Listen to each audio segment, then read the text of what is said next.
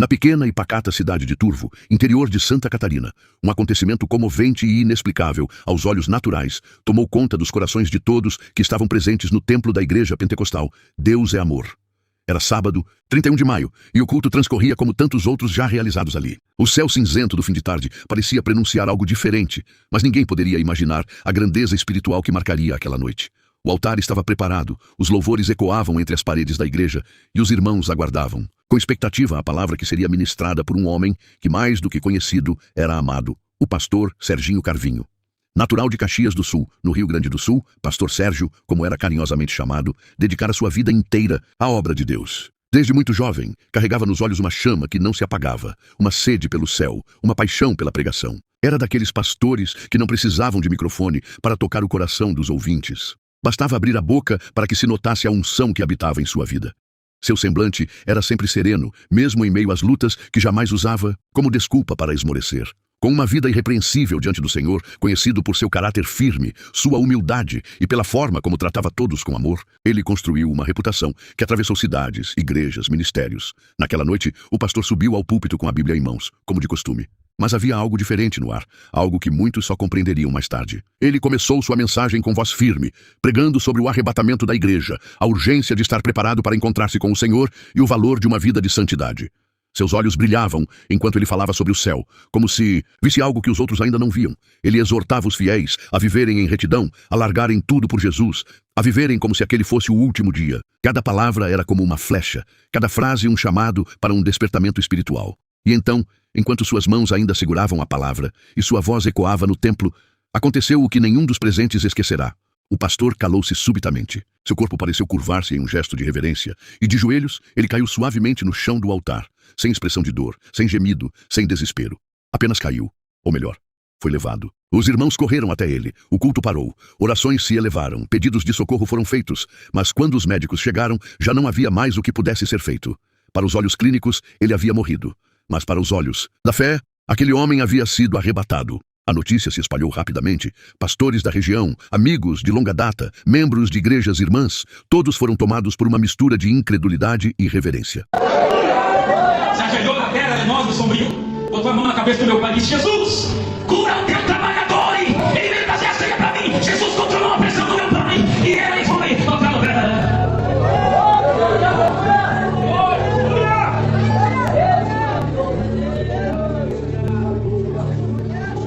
Ai, meu Deus.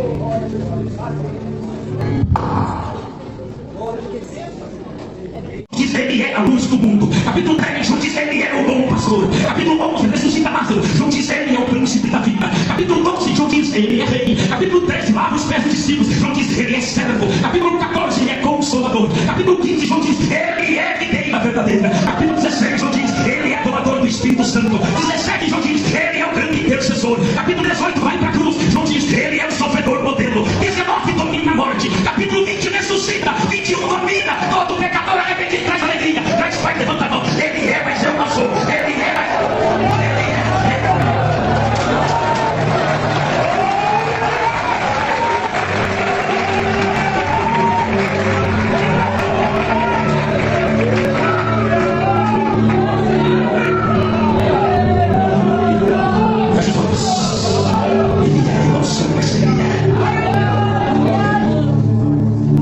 meu pai, 81 anos, pastor da Assembleia de Deus, meu pai, crente, todo dia 5 da manhã tem culto doméstico lá em casa, e ele prega e minha mãe com 70 anos canta, todo dia ela prega e ele canta.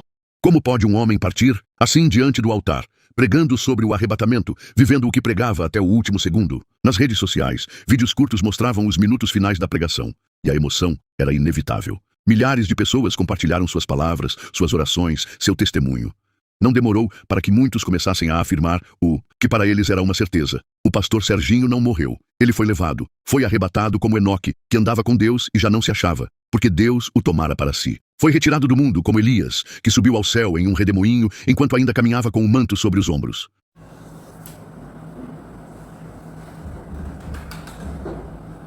Olá, meus amigos, sejam todos bem-vindos. Mais um vídeo chegando agora aqui para o canal, e hoje não é com alegria que a gente vai fazer esse vídeo, claro. Hoje eu vou falar sobre a morte desse pastor que morreu ali em pleno exercício de sua fé, pregando a palavra de Deus em cima de um púlpito, diante dos irmãos na igreja Deus e Amor. Que pena, né, meus irmãos? Isso me parece muito estranho. Mas no vídeo de hoje eu não vou debochar, não vou zoar, não vou escarnecer, não vou zombar de ninguém, tá? O propósito do vídeo de hoje é a gente trazer aqui esse tema para a gente fazer uma profunda reflexão, para a gente analisar com a mente racional e ver o que tem sentido e o que não tem. Se para você alguma coisa fizer sentido, ok. Para mim, o que para você fizer sentido, pode ser que não faça para mim. E o que fizer sentido para mim, pode ser que para você não faça sentido. Não importa. O canal aqui é aberto para as diversas opiniões, tá bom? Então, vamos para o assunto do vídeo de hoje, sem mais delongas. Muito bem, meus amigos, você viu aí a morte desse pastor que estava pregando a palavra de Deus em cima do púlpito ali na igreja, não é? E que coisa! E, como eu falei, eu não quero zombar, não quero zoar, não quero escarnecer de ninguém, não quero tirar sarro. Talvez seja a maneira mais simples e fácil de se entender, né? Não quero tirar sarro, principalmente dele, né? O pastor que já se foi. Eu quero deixar aqui as minhas condolências para a família.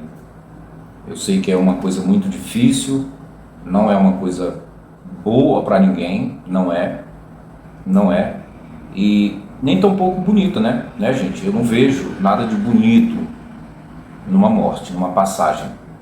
Você vê, muitos crentes estão aí se gloriando, glorificando o seu Deus, dizendo que foi um momento mágico, muito bonito, muito interessante, e o que é para todos os mortais, não tem outro jeito de falar, é morte sim. Para os crentes que não são mortais, né? Não são mortais, porque agora eles desfrutam de vida eterna, infelizmente, e a realidade mostra exatamente o contrário. Mas se para nós que somos racionais, esse fato é a morte, foi a morte dele, para os crentes que não pensam igual a gente, isso foi um arrebatamento. Deus o tombou. Veja que o narrador disse que assim como Enoque, que andou com Deus, esse pastor também andou com Deus e foi tirado do meio dos mortais, foi tirado do meio dos pecadores para estar com Deus. É sempre essa a palavra de consolação inútil e fantasiosa. Sempre que alguém morre, sempre que alguém se vai, aí o crente vem com essa expressão: ele agora está com Deus, está ao lado de Deus, no colo de Deus. Então, meus queridos, uma das coisas que eu quero aqui levantar um questionamento. Eu não vou zoar, não vou zombar de ninguém, né? Já falei, mas eu quero levantar um questionamento aqui para a gente refletir. O que está acontecendo mesmo, hein? Porque não é só ele, não foi só ele que morreu. Já teve outros pastores que morreram em cima do altar, pregando a palavra de Deus, né? Interessante, eu acho muito estranho, sabe? Se de fato Deus existisse, como acreditam os crentes e como diz a Bíblia, você acha mesmo que era para acontecer isso aí? Assim, sem aviso prévio, sem nenhuma preparação de nada? É muito estranho. Eu não acho nada de interessante, não vejo nada de interessante, não vejo nada de importante num acontecimento trágico doloroso que nem esse.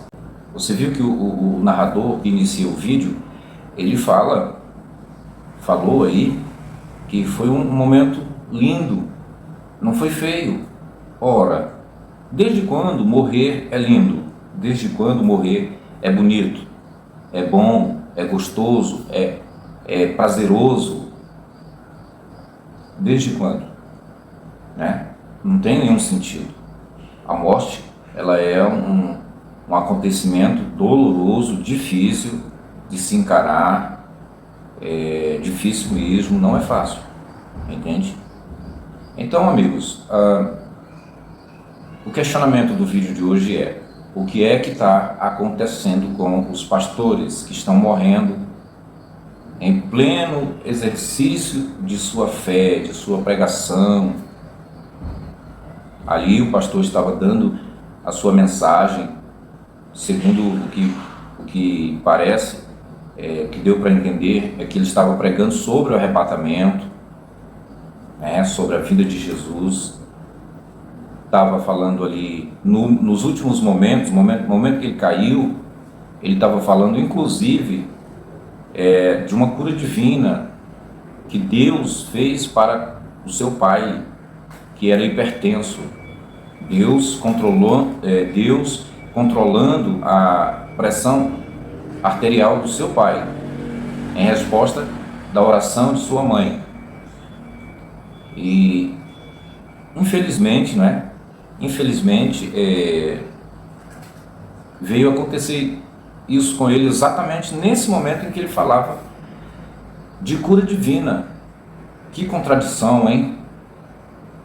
No momento em que ele estava glorificando a esse Deus, que é invisível, que não se pode ver, aconteceu esse inesperado, esse mal súbito. Acredito até que isso aconteceu pelo esforço que ele estava fazendo para pregar, né? Ele estava ali fazendo, porque o pregador, esses pregadores pentecostais, eles fazem um grande esforço, muito esforço, né?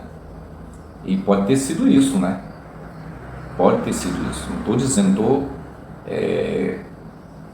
não estou afirmando nada aqui, mas pode ser, né? Então, por que os pregadores morrem pregando? Eu não vejo assim nada interessante. Eu acho que não seria o momento, né?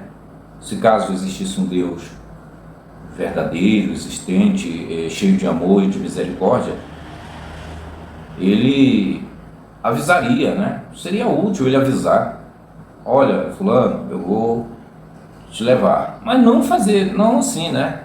Eu acho um desrespeito muito grande pelo próprio povo que tanto adora esse Deus. Isso eu estou falando, gente, partindo da premissa de que Deus existe, tá? Supondo que ele exista. Aí a gente fala assim, tá? Eu não tenho nenhuma fé de que ele exista. Não tenho, até porque não há nenhuma evidência da sua existência. E é baseado nessa falta de evidência que eu fortaleço o meu ateísmo, a minha incredulidade. Então, se esse Deus de fato existe, ele age com desrespeito, até mesmo pelos que estão ali lhe adorando. Ora, o homem estava pregando, estava enaltecendo ele. Então, não poderia ser no outro momento? Poderia ser quando ele estivesse dormindo, né? Em sua casa. Tinha que ser nesse momento? Tinha que ser nesse momento? Alguém falou que aconteceu com ele como aconteceu com o profeta Elias, né? Mas aí eu discordo, e vou falar por que eu discordo. Não tem nada a ver. Apesar que o profeta Elias, né, é bom que se diga isso, ele não foi uma pessoa real, é apenas um personagem fictício dos contos lendários da Bíblia, tá? É bom ficar claro isso. O profeta Elias foi um personagem fictício criado e colocado no contexto bíblico. Mas aí a história do profeta Elias, né, diz que antes dele ser arrebatado, né, ser levado às alturas, o profeta Eliseu, que era seu pupilo, foi avisado, né, foi avisado, inclusive pelos discípulos, né, por outros discípulos. O profeta Eliseu foi avisado que o profeta Elias seria levado. E o próprio profeta Elias também afirmou isso. Ele disse: olha, se você estiver atento e me ver sendo levado, sendo tomado, aí eu vou te conceder o duro pedido que você me fez. Que o profeta Eliseu pediu a porção dobrada, né?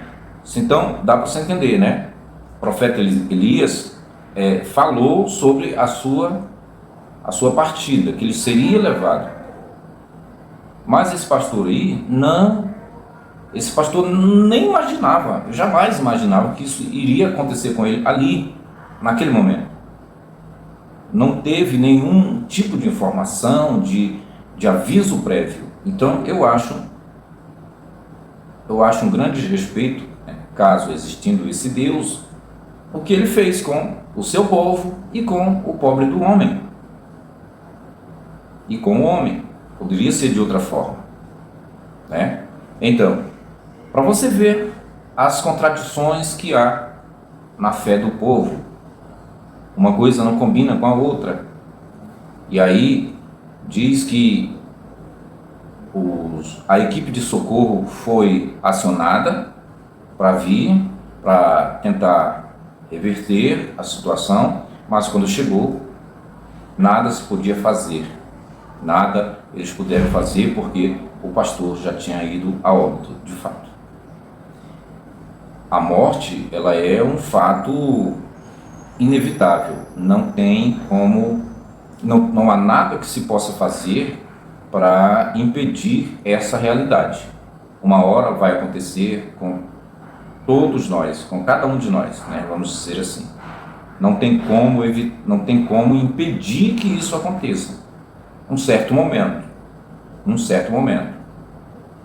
Nós somos frágeis, limitados, e diante de uma realidade irrefutável, irreversível e impossível de se deter essa realidade, que é a morte, nós somos muito frágeis, nós ficamos de mãos atadas, né? Não há absolutamente nada que se possa fazer para impedir.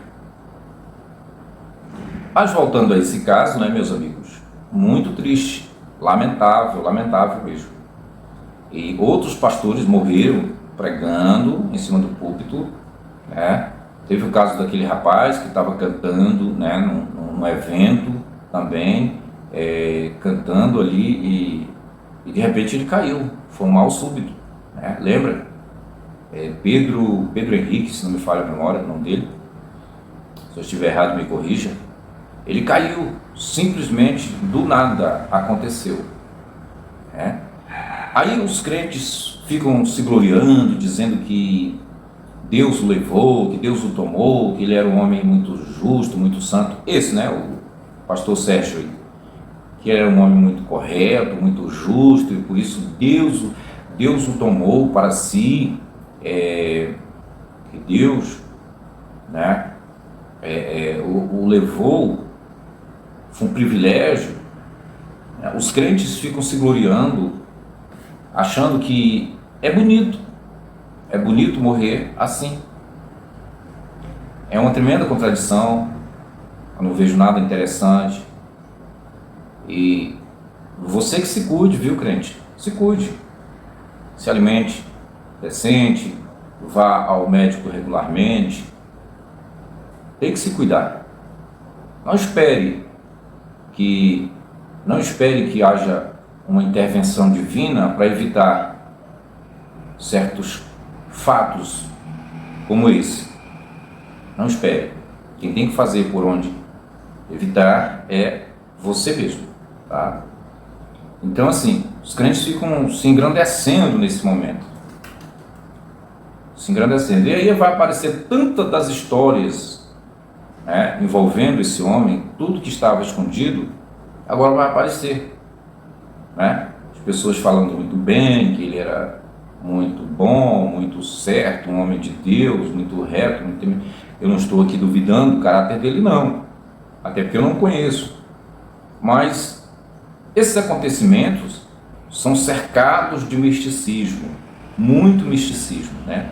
Muito mesmo. Os crentes são místicos demais, místicos demais. Em um momento desse, poderia aparecer outra pessoa, né, ali outro crente, para orar pela ressurreição dele, não? O que vocês acham? Não seria conveniente alguém se posicionar ali, o pastor da própria congregação, as irmãs do círculo de oração, né, que são irmãs de muita oração, de muito jejum? A Igreja de Deus Amor é uma igreja assim. E olha que a Igreja de Deus Amor é uma igreja de milagres, né? Muitos milagres acontecem, né? Muitos. Você pode ver que nenhum dos pregadores usam óculos, né? Dificilmente eles vão no médico, porque a Igreja de Deus Amor é uma igreja de muitos milagres. Você vê lá na sede mundial, tem uma parede lá, um quadro lá, uma parede, que é cheia de muletas, né? Muletas ali, tudo pendurado ali, fazendo aquele mostruário ali, cadeiras de rodas embaixo, né? Muitos milagres. Você vê que Deus é tão presente na Igreja de Deus Amor, os anjos de Deus, que o missionário Davi Miranda, que é o fundador dessa igreja, quando estava vivo, ele pregava dentro de uma cúpula, né? Uma cúpula de uma redoma de vidro ali, né? Uma cápsula de vidro blindado, porque de uma certa vez ele foi alvejado por um tiro. Veja, né, a presença de Deus como é nessa igreja, a Igreja de Deus Amor.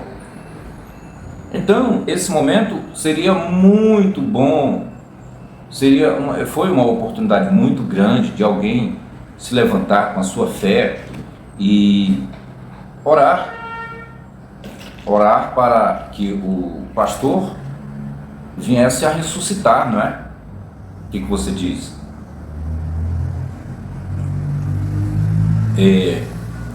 Na Bíblia, no livro de Atos dos Apóstolos, capítulo 20, nos conta que Paulo, ele estava pregando num lugar, um cenáculo, e que havia muitas janelas nesse lugar, e que também haviam muitos lampiões, né?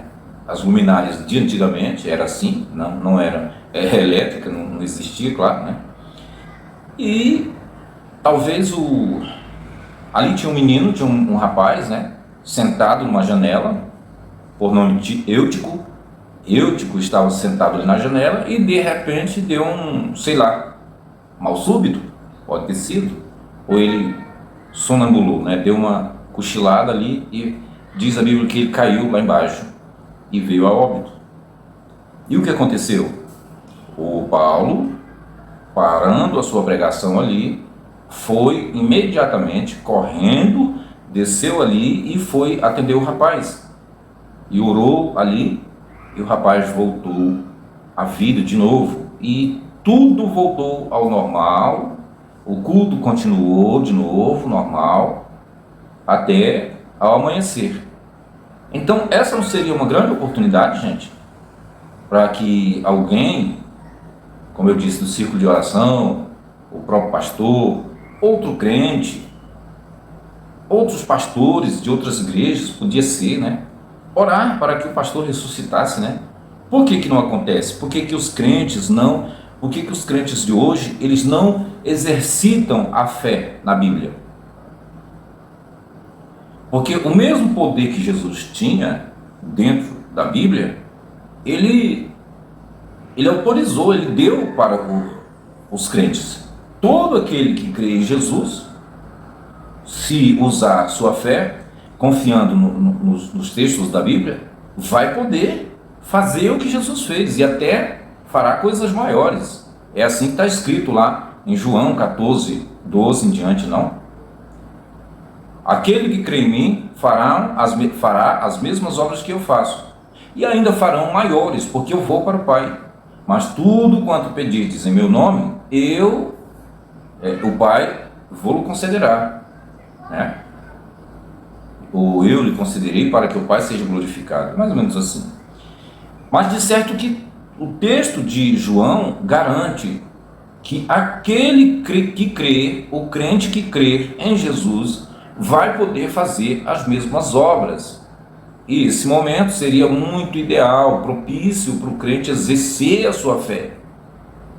Exercer a sua fé. Só que quando chega nesse momento, o crente perde a fé. Não aparece um filho de Deus, um crente com coragem de orar para ressuscitar alguém. Esse que é o problema. É aí onde mora a minha incredulidade. É onde a minha incredulidade cresce. Porque eu questiono por que os crentes não exercitam sua fé nesse momento. É importante você ver um caso desse, o rapaz caindo ali, tá? Aí foi constatado que ele veio a óbito. Poxa, estava no lugar ideal. Gente, pare para pensar. O homem morreu na igreja. Onde é a casa de Deus? Onde é o lugar mais visitado, mais conectado com os céus? Não é a igreja? Não é lá, né? E parece que os céus desceu, ou o chão subiu, a presença de Deus está aqui, tem anjo voando para lá e para cá, né? Sim, e por que isso aconteceu? Eu só não vou aceitar o tal argumento de alguém que diz assim, alguém que diga assim, não, mas era a vontade de Deus, era a vontade de Deus. E se fosse a vontade, você pode me perguntar, e se fosse a vontade de Deus que ele morresse mesmo? Aí é como eu disse, não poderia ser depois? Tinha que ser ali naquele momento? Tinha que ser na frente das pessoas, do público? Nem deixou o rapaz terminar a mensagem. Ele que foi dirigido pelo Espírito Santo, né? Ele que estava sendo usado pelo Espírito Santo. O Espírito Santo foi quem preparou tudo, levou ele até ali, porque tudo é dentro da, né, da cronologia de Deus, né? Tudo é Deus que está administrando, né?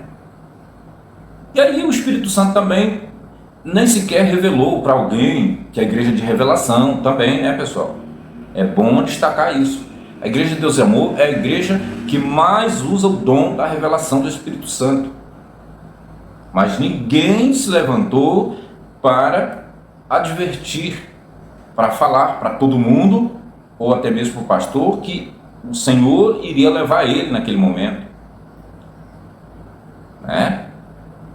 Assim como fizeram os meninos, os discípulos de Elias, né? Que disseram para Eliseu, olha Eliseu, hoje o teu Senhor será levado sobre a tua cabeça, fica atento, hoje o teu Senhor, o profeta Elias, né? Os meninos estavam falando isso para o profeta Eliseu, olha Eliseu, hoje o teu Senhor será levado sobre a tua cabeça, né? Então, esse fato, gente, esse fato aí, ele mostra uma série de contradições, uma série de falhas dentro da fé do povo de Deus, mostra uma grande fragilidade que é, né?